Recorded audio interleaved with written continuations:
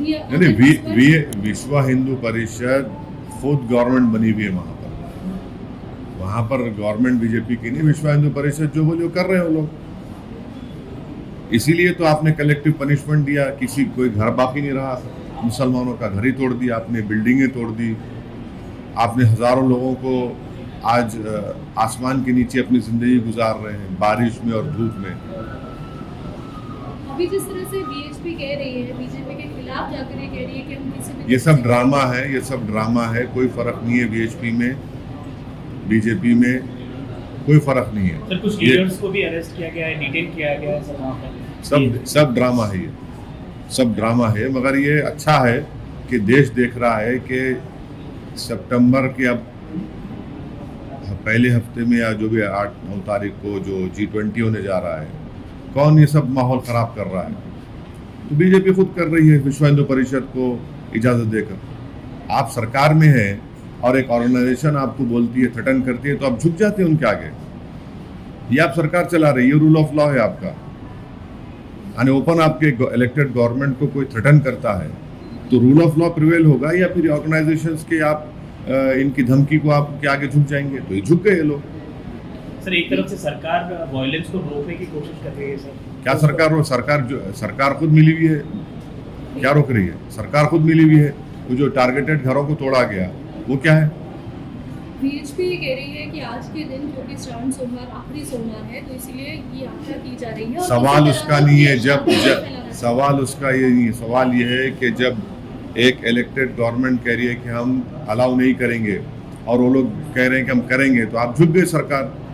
सरकार डर के झुक गई, और सरकार मिली भी है इन लोगों से कि वो कह रहे हैं शांतिपूर्ण। वो सब बकवास है, वो सब बकवास बातें हैं। आप जब आपके सामने वायलेंस हुआ और वायलेंस के नतीजे में वहाँ पर एक टारगेटेड लोगों के घर तोड़े गए, फिर उसमें कितने 5 या 6 लोगों की जानें चली गई, उसके बावजूद भी सब हो रहा है। अभी कांग्रेस के बारे में भी होम मिनिस्टर कह रहे हैं कि पिछली बार जो हुआ था हिंसा, उसके मैं किसी और पार्टी के बारे में नहीं बोल सकता, वो बोलेंगे अपने बारे में। सर लेकिन आप कैसे देखते हैं कि जो इन्वेस्टिगेशन हो रही है, जिस तरह से होम मिनिस्टर ने कहा कि इन्वेस्टिगेशन, देखिए जो मस्जिद के इमाम को लोग मस्जिद से निकालकर उनकी मॉब लिंचिंग करके उनका मर्डर कर दिए, क्या आपने उनके घर को तोड़ना छोड़िए, क्या आपने बुलडोजर भिजाया उनके घर के पास? आपने नहीं भिजाया, आपने कुछ नहीं किया। जो लोग विजुअल्स आए जो अपने बंदूक से गोलियां चला रहे हैं, उनको पकड़ा आपने? नहीं पकड़ा आपने। कितने आरोपियों का नाम आ रहा है, कितने जो लोग वीडियोस निकाले, वो पहली यात्रा के पहले जो वीडियोस निकाले थे, आपने कितनों को पकड़ा? वो तो आपके लिए मोना डार्लिंग बने हुए हैं पूरे। आपकी तरफ से किस तरीके से जो है आप इस मामले को लेकर जाने वाले, कोई न्यायिक तौर पर? नहीं, हम तो बोल रहे हैं हुकूमत देख रही है, और अफसोस ये है कि जिन लोगों का घर तोड़ दिया गया, जो धूप में बारिश में बेघर हो चुके हैं, ये ऐसी सरकार है बीजेपी की जिनके दिलों में इंसानियत नाम की कोई चीज़ बाकी नहीं रही। आपने सुप्रीम कोर्ट के जजमेंट को आपने डिसरिगार्ड करा, ड्यू प्रोसेस फॉलो नहीं किया, और आपने जाकर अचानक पूरे 450 घरों को तोड़ दिया, आपने बिल्डिंग्स को तोड़ दिया, मेडिकल शॉप्स को तोड़ दिया। ये आपका इंसाफ करने का तरीका है? ये जुल्म है आपका, ये बीजेपी का, हरियाणा की सरकार का। आप कोर्ट के दरवाजे लोग गए हैं ना कोर्ट को, देखिए नहीं, कोर्ट लोग गए हैं, जिम्मेदार लोग कोर्ट को गए हैं, हम देख रहे हैं कोर्ट क्या फैसला लेगा, देखेंगे। सर मेनली हरियाणा के सीएम ने कहा है कि वो वायलेंस की परमिशन नहीं देंगे, साइटिंग यात्रा की परमिशन नहीं देंगे, citing the previous month violence. लेकिन बीएचपी ने कहा है कि they will anyhow take out the yatra even if there is no permission from the government. यात्रा के साथ कुछ लोगों को लेकर भी गया है। देखिए, ये बीजेपी जो है, बीएचपी उनकी कमजोरी भी है, उनकी ताकत भी है, और बीजेपी विश्व हिंदू परिषद के जो भी डिक्टाट्स रहेंगे उसको फॉलो करती आई है और करते रहेगी।